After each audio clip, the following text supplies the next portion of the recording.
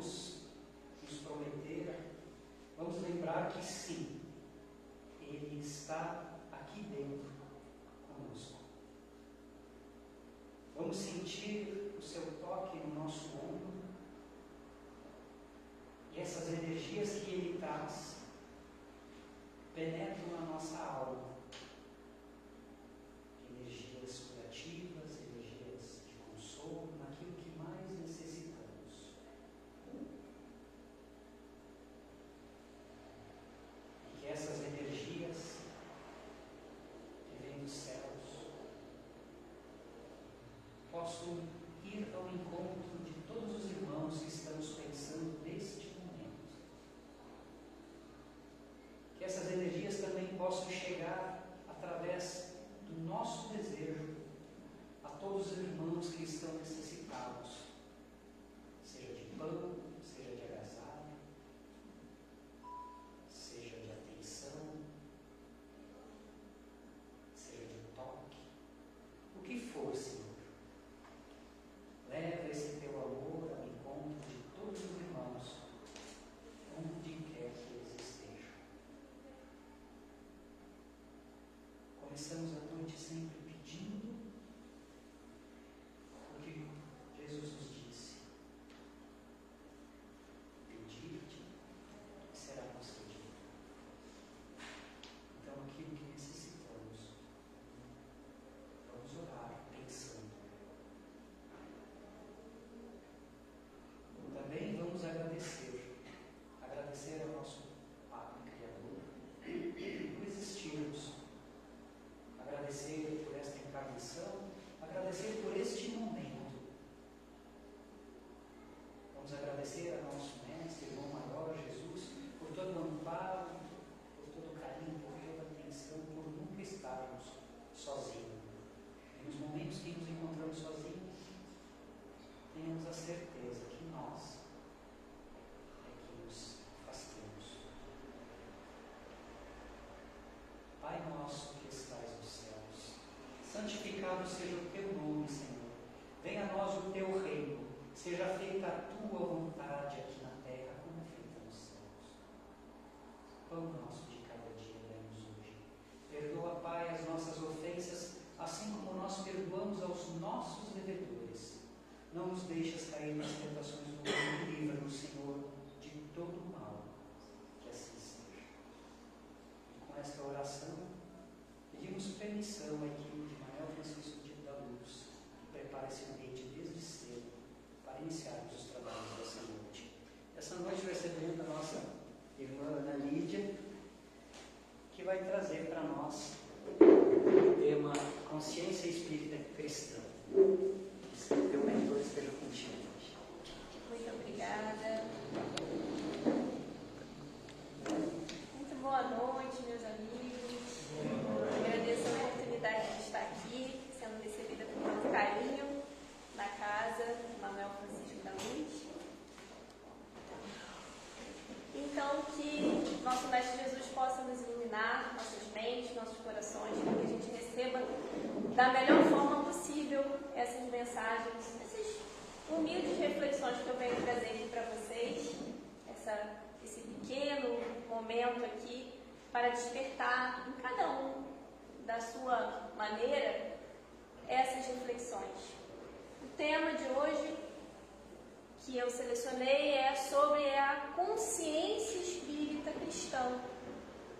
Essa consciência que é o que verdadeiramente nós precisamos estar buscando aqui, quando a gente está tendo contato, buscando entender, aprender, estudar a doutrina espírita. Então, o propósito dessa reflexão de hoje é justamente reforçar o propósito verdadeiro de estarmos aqui presentes, de estarmos envolvidos no movimento espírita, frequentando uma casa espírita, fazendo as leituras das obras, obras tão importantes e que nos esclarecem tanto, vindas da codificação de Kardec e tantas outras obras acesso, tanto conhecimento que podemos ter acesso. Mas esse conhecimento, ele tem que vir com alguma finalidade maior, que é justamente despertar essa consciência. Então, na noite de hoje, a gente vai tratar de alguns pontos, né? Em primeiro lugar, a gente vai falar um pouquinho sobre o que marca essa consciência espírita cristã. O que ela nos proporciona em termos de conhecimento, que a gente sabe que a doutrina espírita ela nos traz um conhecimento tanto de caráter religioso, como também filosófico, né, e também científico, no meio de todos os estudos e experiências que foram sendo realizados na medida que se investigava o fenômeno da comunicação dos espíritos. Né? Então a gente vai falar um pouquinho sobre o que marca essa consciência espírita cristã.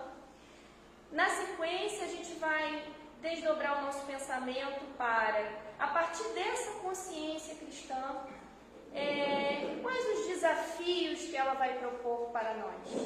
Que desafios, que responsabilidades a gente vai passar a ter na medida que a gente vai acessando essa consciência? E por fim, a gente vai pensar um pouquinho sobre como a partir dessa vivência que a gente vai tendo, uma mudança de atitude que a gente vai tendo com essa consciência, quais serão os benefícios, quais serão as oportunidades que surgirão na nossa trajetória. Então vamos iniciar a reflexão justamente sobre o que caracteriza essa consciência espírita. Relembrando com vocês um pouquinho o que o Espiritismo nos traz em termos de compreensão, os pilares de entendimento sobre a compreensão da vida a partir da doutrina espírita. Quais são?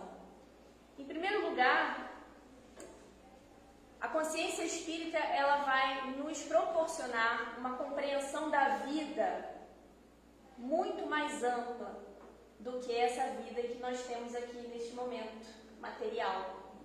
Ela vem nos trazer a compreensão sobre a vida espiritual, né? Que nós somos, na verdade, espíritos imortais, a imortalidade da alma. E dessa imortalidade da alma, a gente também vai ter, a partir dos esclarecimentos da doutrina espírita, o entendimento de que temos múltiplas passagens em diversos mundos. Então temos aí a pluralidade das existências, o que acontece por meio dos processos reencarnatórios, das reencarnações, no momento em que somos espíritos imortais, vinculados ao corpo físico, estamos no plano espiritual e aí nos propomos a reencarnar no mundo físico, E ali temos então a nossa vivência no mundo material, que é transitória, é apenas uma pequena fase de nossa vida, onde vamos ter a oportunidade de vivenciar as nossas provas, os nossos desafios de aprimoramento moral, de aprimoramento intelectual. E assim vamos depois retornar à parte espiritual, retornar ao plano espiritual com ganhos, perdas, eventualmente, diante das nossas múltiplas experiências. E depois teremos a possibilidade de retornar outras vezes, assim caracterizando a pluralidade a multiplicidade das nossas existências. Temos também, como um dos pilares fundamentais de entendimento da doutrina, a existência de Deus, a compreensão de que Deus, ele ainda não pode ser muito bem entendido dentro da nossa limitação ainda de razão, da nossa limitação de inteligência. Ele não pode ser compreendido de forma plena, mas ele já nos é trazido definido, né, como uma inteligência suprema que tudo rege, né, e justamente tudo criou, a causa primária de todas as coisas, que tem as suas leis, que regem todo o universo. Temos também, a partir da doutrina espírita, o entendimento de que, além de termos muitas existências, temos também muitos mundos. Temos múltiplos mundos em todo o universo que são habitados por espíritos. Mundos esses de estágios evolutivos diferenciados. Temos mundos mais caracterizados por maior sofrimento, né? Os mundos ainda em que os espíritos ainda mais ignorantes ainda passam por experiências ainda com a necessidade da dor, do sofrimento, para se aprimorarem. Os mundos de provas e expiações, como os espíritos nos esclarecem ser o nosso mundo ainda, mas que podem evoluir, né, e na medida em que todos aqueles espíritos que ali se encontram, vinculados àquele mundo, vão crescendo, se aprimorando, moral, intelectualmente, esses mundos podem então evoluir. Como a gente hoje tem notícias também, no meio, né, dos escritos e das comunicações espirituais, de que o nosso mundo se encontra numa fase de transição para um mundo um pouco mais feliz, que é um mundo de regeneração, em que nós vamos ter aí uma mudança geral, né, da configuração, das condições em que vamos passar a ter as nossas experiências, até mundos mais felizes. Então temos em todo o universo mundos que têm características diferentes conforme aqueles espíritos que estão ali atrelados e com o propósito daqueles mundos, né, para os quais são criados, e que também tem o seu nível de evolução, de mudança, de transformação também. E por fim temos mais um pilar que a consciência espírita nos traz, né, que os conhecimentos do espiritismo nos traz, que é o pilar da comunicabilidade dos espíritos. Ou seja, em que nesse processo em que nós estamos, né, em que nós somos espíritos imortais, em que nós estamos transitoriamente aqui no planeta Terra, né, passando pelas nossas encarnações, ainda assim não há uma divisão estanque, né, de encarnados e desencarnados. Os espíritos que estão na fase de sua existência, que estão desvinculados da matéria, eles podem sim, estão constantemente em comunicação conosco, principalmente por meio do pensamento, né, das interferências, das influências, e nós também podemos acessar os espíritos. E existem, né, por exemplo, os espíritos que são nossos protetores, nossos amigos espirituais, que nos acompanham na nossa jornada terrena e que estão ao nosso lado, mesmo que nós estejamos vendo, porque eles não têm corpo físico, né, o invólucro material, mas estão ao nosso lado nos acompanhando. E se buscamos a sintonia através do pensamento, do sentimento, nós vamos ter a ajuda efetiva desses amigos espirituais, assim como podemos sofrer a influência de espíritos menos felizes que possam estar ali presentes, buscando nos influenciar com ideias negativas, e atrapalhar, de certa forma, a nossa jornada por uma série de motivos, a depender da situação, né, da realidade de cada um. Então, olha quanto entendimento que a consciência espírita já vai nos trazer. Entendimento, compreensão. O entendimento também, muito importante, que a doutrina nos traz, é acerca das leis de Deus. Onde estão escritas essas leis de Deus? Será que elas estão escritas num livro, um pedaço de papel, uma carta, numa tábua? Bom, as leis divinas, de acordo com o que a doutrina espírita nos esclarece, que são as leis naturais que regem todo o universo e que estão ligadas ao mundo material, né? E que também são as leis morais. Temos também as leis morais, que são as leis de Deus. Na realidade, conforme nos esclarecem os Espíritos, no Livro dos Espíritos, na questão 621, né, que Kardec, durante os seus estudos, ele indaga, né, faz uma série de perguntas aos Espíritos, e eles vão respondendo, né, a esses questionamentos. Ele pergunta: onde está escrita a lei de Deus? E os Espíritos falam de forma bem objetiva: na consciência. Então, as leis divinas, essa orientação, essa bússola que temos que ter em relação a discernir o que é correto, o que não é, como fazer, como não devemos fazer, elas estão no fundo da nossa consciência. Porém, diante da nossa condição ainda de ignorância, de estarmos ainda muito atrelados ao nosso ego, ao nosso orgulho, né? Como foi muito bem falado aqui na leitura inicial, antes de começarmos a nossa palestra, o orgulho, ele cega muito, né? E nos impossibilita de acessarmos a nossa consciência de forma plena. Mas, no fundo, a gente tem, sim, a possibilidade de, na medida em que vamos nos aprimorando moralmente, vamos acessando essa lei de Deus. Ela está na nossa consciência.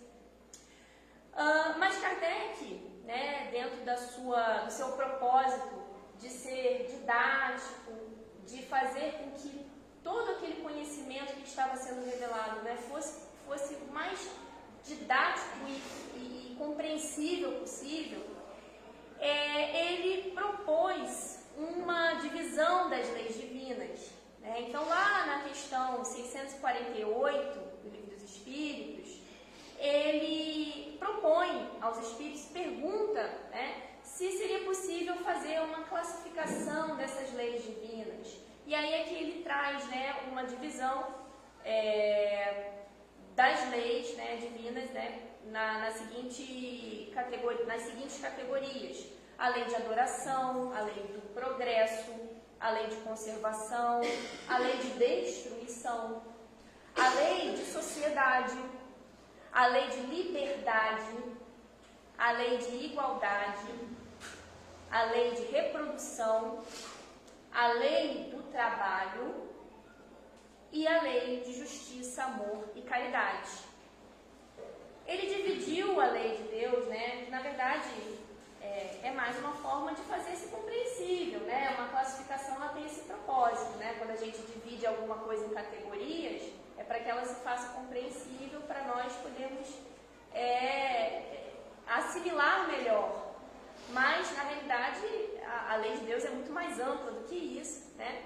E os Espíritos afirmam, né, que essa divisão, sim, da lei de Deus em 10 partes é inclusive a de Moisés, de natureza a abranger todas as circunstâncias da vida. Então, Moisés, lá atrás, ele já trazia nas suas leis, nos mandamentos, uma demonstração justamente do que deveria se cumprir conforme a consciência, né, dentro das leis de Deus.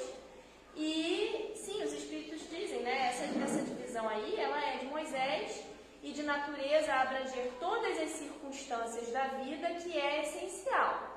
E eles falam, pode sim adotar essa divisão, né, essas categorias de leis, sem que por isso tenha qualquer coisa de absoluta, como não tem nenhum dos outros sistemas de classificação, que todos dependem do prisma pelo qual se considere o que quer que seja. Mas vejam o que os Espíritos dizem. A última lei, que é a lei de justiça, amor e caridade, a última lei, é a mais importante, por ser a que faculta ao homem adiantar-se mais na vida espiritual, visto que resume todas as outras. Então, os Espíritos destacam que, no fundo, na essência, que devemos buscar seguir, né, a lei de Deus que a gente tem que realmente se empenhar em cumprir é a lei de justiça, amor e caridade. Essa é a que resume todas as outras. E que o nosso Mestre Jesus nos diz, né? O amor, que deve ser, então, a lei, que resume toda a lei dos profetas, né? Amar ao próximo como a si mesmo e amar a Deus sobre todas as coisas. Então, amor, caridade e justiça, né? Que é dar a cada um conforme o quê? O seu merecimento, a sua necessidade. Então, será com base nesses esclarecimentos sobre as leis divinas, né, mas especialmente sobre a lei de justiça, amor e caridade, que a gente vai conseguir nos conectar com a nossa consciência. A gente vai conseguir justamente pautar os nossos pensamentos, as nossas atitudes em acordo com as leis de Deus. Mas estamos falando aqui de consciência espírita cristã. Né? E o Cristo, então? Cristo, à luz da nossa doutrina, quem é Ele? Como Ele nos é apresentado? Bom, os Espíritos nos esclarecem que o Cristo, Jesus, né, que veio como Jesus, é o Cristo, Jesus, que encarnou no nosso mundo, né, esteve aqui há mais de 2000 anos atrás. Ele é o Espírito, ele é um Espírito, tal como nós, de maior grau evolutivo que a Terra já conheceu. O Espírito de maior adiantamento moral e intelectual que a Terra já teve recebido aqui. Mas não só isso. O Cristo, ele é o governador do nosso órgão. Ele é um espírito iluminado, né? Um espírito de muita luz, angelical, que pensou todo o planeta Terra desde o seu início, planejou e trouxe equipes espirituais para viabilizar todo o processo de preparação do nosso orbe na natureza, nas suas condições físicas, né, que hoje a ciência investiga e consegue, né, detectar alguns sinais ali, algumas, né, informações, até o momento que estamos hoje, até a chegada do ser humano, né, do Homo sapiens, da espécie, né, Homo sapiens. Nós espíritos, então, chegamos aqui nesse orbe, né, e temos a oportunidade de estar aqui com essa terra tão linda, com essa natureza tão perfeita e maravilhosa, com a permissão de Deus, mas sob a regência de nosso Mestre Jesus, do Cristo. Então, Cristo, ele é o governador do nosso planeta. E Jesus, ele é entendido como nosso maior modelo, nosso guia. Nos espelhando nas suas atitudes, no seu exemplo, né, de quando ele passou por aqui na Terra e deixou não só a sua mensagem, mas o seu exemplo, a sua vivência, é a partir desse modelo que nós devemos pautar as nossas atitudes, a nossa forma de proceder. Então, por isso é que dizemos que a consciência espírita é também uma consciência cristã. E Jesus, lá atrás, ele já nos tinha prometido o Consolador. Quando ele disse, lá no Evangelho, a gente tem no Evangelho de João, né, um relato em que Jesus anunciava a vinda de um Consolador. Ele prometeu a chegada desse Consolador. Ele disse: se me amais, guardai os meus mandamentos, e eu rogarei a meu Pai, e Ele vos enviará outro Consolador, a fim de que fique eternamente convosco, o Espírito de verdade, que o mundo não pode receber porque não o vê e absolutamente não conhece. Mas, quanto a vós, conhecê-lo-eis, porque ficará convosco e estará em vós. Porém, o Consolador, que é o Santo Espírito, que meu Pai enviará em meu nome, vos ensinará todas as coisas e vos fará recordar tudo que vos tenho dito. Então, a doutrina espírita, ela é, com todos os conhecimentos que ela nos proporciona, é extremamente consoladora. Ela nos proporciona um entendimento da vida muito mais amplo, que faz compreendermos a lei de causa e efeito, o porquê de sofrermos, o propósito das nossas provas. E nesse sentido, então, os Espíritos nos esclarecem que é através da doutrina espírita que o Consolador prometido nos é apresentado. Veja, ele traz conhecimentos que não era dado àqueles lá na época de Jesus entender, por questões de limitação mesmo, intelectual, científica, e faz recordar as leis morais do Cristo, reviver a essência do Evangelho. Então, é o Consolador prometido. Além, então, de toda essa compreensão que vamos ter sobre as leis de Deus, a necessidade de estarmos buscando em Cristo o nosso modelo guia, vamos, com a consciência espírita adquirindo esses conhecimentos, buscar então a efetiva vivência desses valores. Não basta conhecer, não basta compreender. Precisamos implementar, fazer acontecer, nos transformar, viver verdadeiramente esses valores que estão sendo apresentados. Então, a consciência espírita cristã nos proporciona iniciar uma vivência nova, iniciar uma concretização e uma conquista de virtudes, superando nossas dificuldades morais, em especial o egoísmo, que é o que nos cega, que nos distancia das leis de Deus, para que possamos então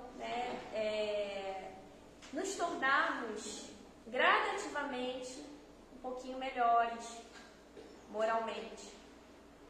Então, a partir dessa consciência, passamos para o segundo ponto, Quais são os desafios que vamos ter que enfrentar quando vamos acessando essa consciência? Porque com todo o conhecimento que a gente já tem, a gente não vai mais caber nos comportarmos num certo sentido. A gente tem que se propor agir diferente, porque a gente já tem acesso a certas verdades. Então, não podemos alegar o que é ignorância.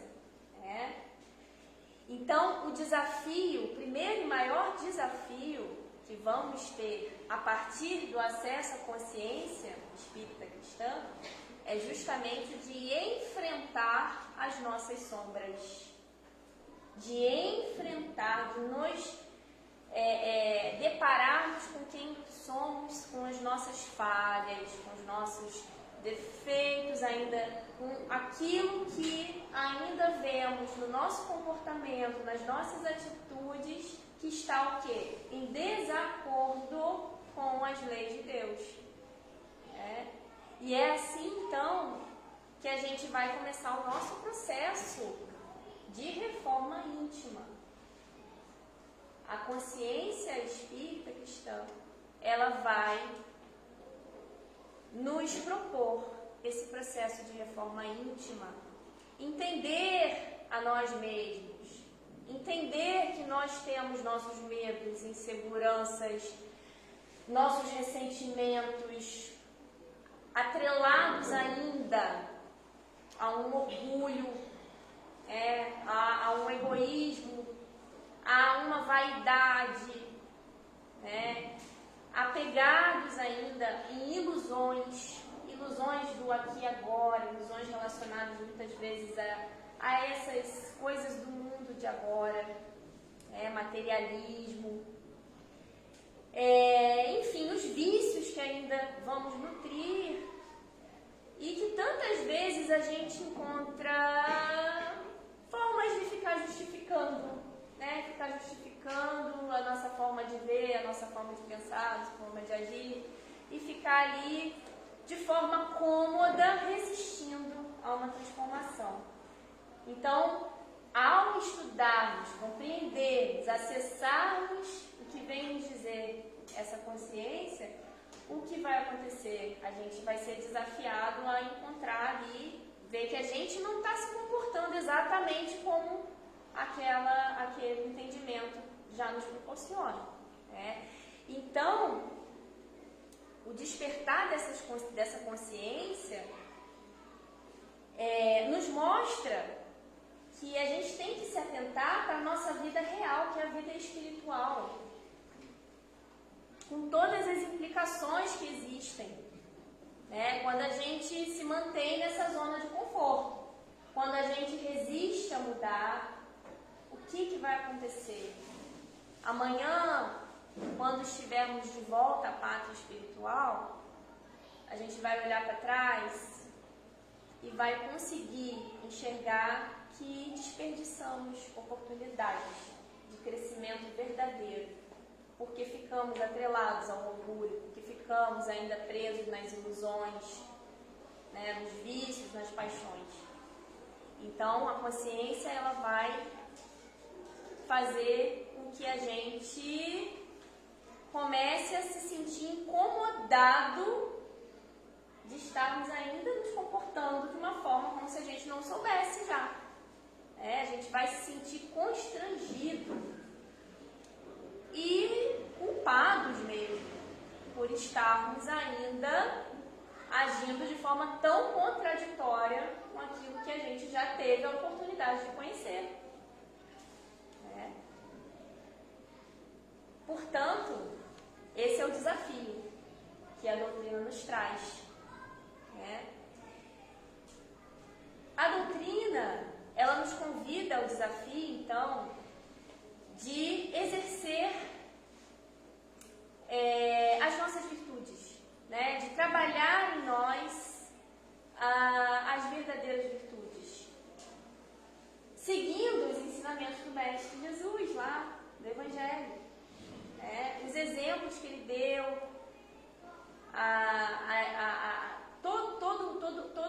todas as lições que ele deixou para nós.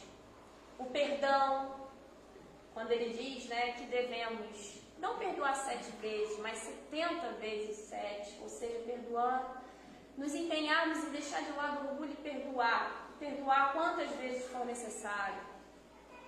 Nos conclama a amar ao próximo, inclusive aqueles que são nossos inimigos, que estão nossos inimigos.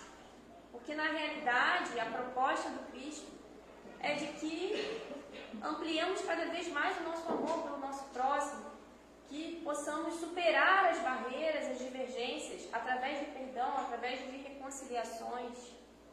Então, o propósito do amor ao próximo, ele nos chama a praticar a caridade, colocar em ação esse amor diante daquele que necessita, diante daquele que está em situação de fragilidade.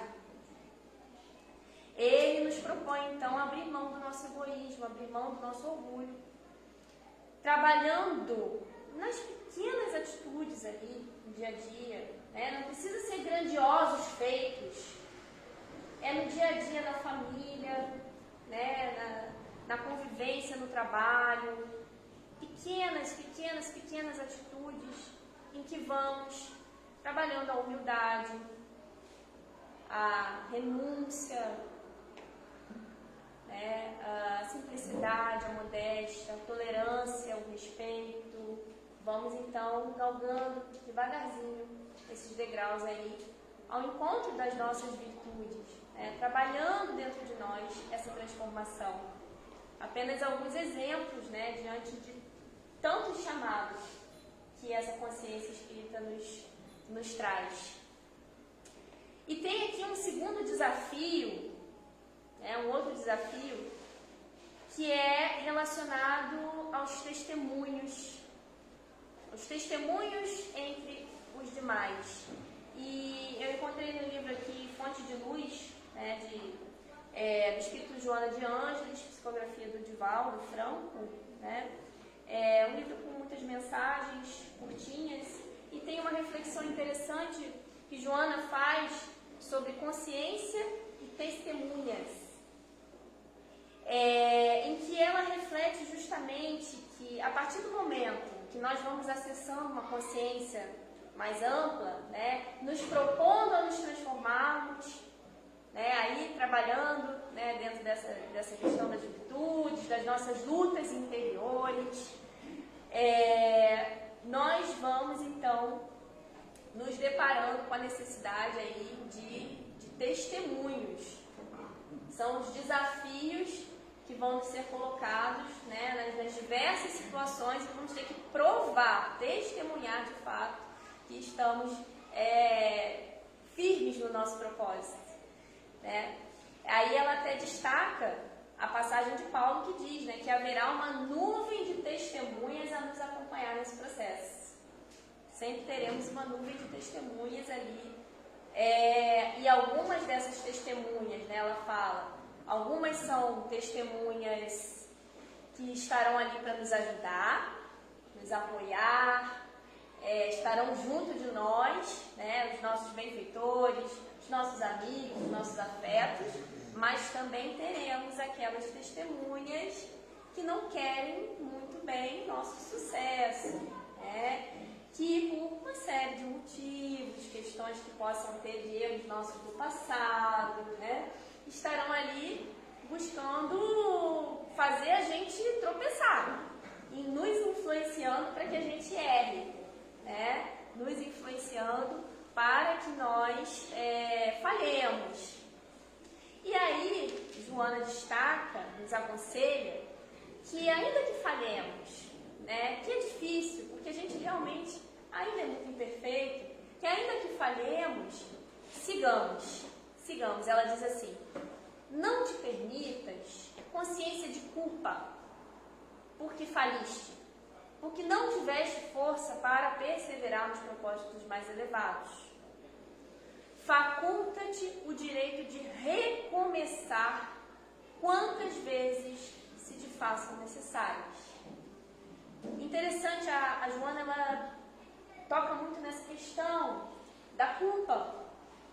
A culpa entendida aí não como uma consciência que nós já vamos ter de que estamos errados, de que precisamos melhorar, de que, né, nos arrependemos e vamos fazer diferente. Isso é uma noção de responsabilidade muito mais do que de culpa. Porque a culpa, ela traz essa carga de autoflagelação, de uma espécie de você se diminuir, de se sentir negativamente ali, uma influência negativa que nos bota para baixo, que faz com que nos sintamos mal e tenhamos esse ciclo vicioso de ficar ali nos culpando e nos martirizando por termos errado.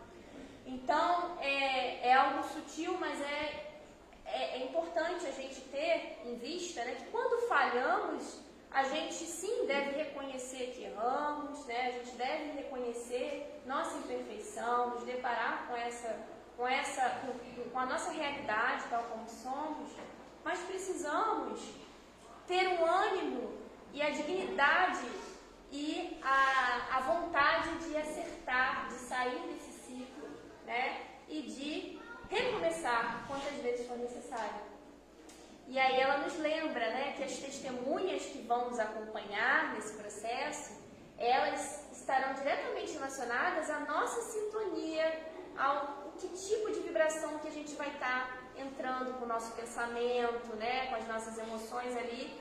E que se a gente buscar essa ascensão, se a gente buscar realmente aprender com os erros e fazer de novo, recomeçar, né? A gente vai pedir ajuda, a gente deve pedir ajuda, né? Principalmente por meio da oração, né? Vão ser os nossos guias que vão nos socorrer, vão ser essas testemunhas que querem o nosso bem, que vão estar ali perto da gente.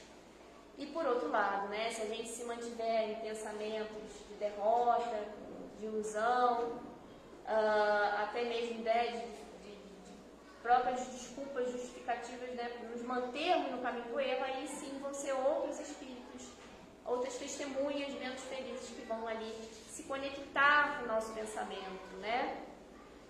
E por fim ela nos recorda que Jesus será sempre a nossa testemunha mais amorosa. Ele vai estar lá sempre nos guiando, basta a gente buscá-lo, né? Basta a gente buscá-lo através da sintonia, da oração, da prática do bem, né? Quando a gente se desdobra para fazer o bem a alguém, em qualquer circunstância, seja num trabalho de caridade voluntário dentro da casa, seja em pequenas atitudes do nosso dia a dia, a gente não tem noção de como é transformador do nosso íntimo, né, das nossas sintonias em torno, como isso pode nos proporcionar uma mudança interna e de perspectiva para que a gente possa lutar com mais ânimo e nos permitir recomeçar, né, de uma forma com mais chance de sucesso. Então, já nos encaminhando para o final, seguimos para o último ponto. Quais serão, então, as oportunidades, os benefícios que a gente pode ter na medida que a gente vai adquirindo essa consciência mais ampliada, né? Que vamos acessando mais essa consciência espírita e cristã. No Evangelho segundo o Espiritismo, o Kardec, no capítulo Sede Perfeitos, ele vai descrever para nós os atributos dos bons espíritas. E ele nos enfatiza assim, que o Espiritismo, ele não institui nenhuma nova moral. Não institui nenhuma nova moral, né? A gente vai seguir a moral do Cristo, que já foi trazida há 2000 anos. Mas o Espiritismo, ele facilita aos homens a inteligência e a prática da moral do Cristo. Então, qual é o grande benefício de termos o acesso, né, de vivenciarmos essa consciência? É justamente podermos entender a prática, né, a inteligência e a prática da moral com mais facilidade, facultando a fé inabalável e esclarecida aos que duvidam ou vacilam. Nós somos trabalhadores da última hora. Se nos foi proporcionado o acesso a essa doutrina, é porque a gente já vacilou muito. A gente já teve uma fé muito fraca no passado. A gente duvidou. E o Consolador prometido, ele chega justamente para facilitar que nós compreendamos a mensagem do Cristo, fortalecendo a nossa fé, pois é uma fé raciocinada, em que as coisas fazem sentido. A vida é compreendida de uma forma muito mais ampla. Então, como nós vimos, né, a gente adquire aí a consciência de uma verdadeira vida, que é a vida espiritual. Isso fortalece em nós a fé no futuro, porque nos é esclarecido que a felicidade é o nosso destino. A nossa trajetória, ela tem um rumo que é de sermos verdadeiramente felizes, uma felicidade que a gente não consegue nem compreender exatamente, porque a gente ainda está num estágio evolutivo limitado, mas que a gente já pode ter a certeza de que não existe pena eterna, né? E que teremos possibilidades sucessivas e uma caminhada infinita para chegarmos na verdadeira felicidade. nos traz o conforto de sabermos que os nossos laços afetivos não se dissolvem e que a gente vai ter a oportunidade de estar junto, de reencontrar os nossos amores, aqueles que partem desse plano, desse momento, que vamos nos reencontrar, né? E que vamos ampliar e multiplicar cada vez mais esses laços de amor. Ela nos esclarece que a gente tem inúmeras chances de consertar os nossos erros, de escrever um novo futuro, que Deus é soberanamente justo, bom e misericordioso, que Ele nos dá, além de chances, Ele nos dá moratórias, Ele nos dá possibilidades de regeneração, inclusive atenuando muitas expiações na medida em que mostramos que estamos empenhados em acertar, estamos empenhados em fazer melhor. Então, a consciência espírita cristã ela vai nos dar uma outra perspectiva para a vida, para a dor, nos ensinando que o sofrimento, ele na verdade ele é um grande professor, né? Que sofremos porque erramos no passado, por isso estamos sofrendo. As nossas dores, as nossas aflições têm causas nas nossas próprias atitudes, mas que devemos ver esse sofrimento sob uma perspectiva diferente, mais sábia, mais resiliente, que a dor tem o propósito de nos fazer crescer, de nos transformar. Ela nos possibilita, então, em suma, compreender que o reino de Deus, que Jesus anunciou já há tanto tempo, né? Ele não é um reino desse mundo, ele não é um reino físico, né? Ele existe dentro de cada um de nós. É um reino construído dentro de cada um de nós, pela ampliação da nossa consciência, que nos leva a esse conhecimento e a vivência verdadeira das leis de Deus. Então, essas são as bênçãos, esses são as recompensas, né, que nós temos na medida em que nós vamos ampliando a nossa consciência, espírito cristão. Que a gente possa ter sempre muita coragem, abnegação para a gente cumprir com os nossos deveres, para que a gente possa enfrentar os desafios da reforma íntima, nos conscientizando sempre desse sentido mais profundo da vida espiritual, da lei de justiça, da lei de amor e caridade que rege a nossa existência. Então, essas eram as reflexões que eu gostaria de trazer para todos aqui, fortalecendo o nosso propósito de estarmos aqui presentes, ouvindo, pensando e buscando vivenciar essa doutrina tão maravilhosa. Muito obrigada.